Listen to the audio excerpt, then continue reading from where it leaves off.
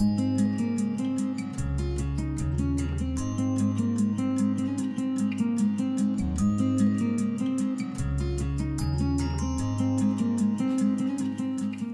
everyone, and welcome to the tour of our late 1800s off-grid cabin in the Swedish woods. But before we get into the walk around, let's give you a little bit more info about the place.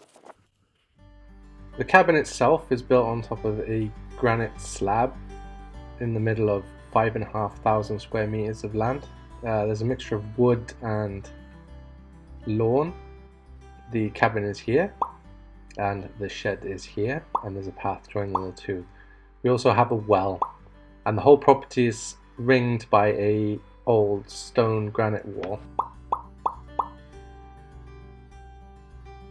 The downstairs layout of the cabin is following a pretty traditional Swedish style, with a ring of rooms around a central chimney stack.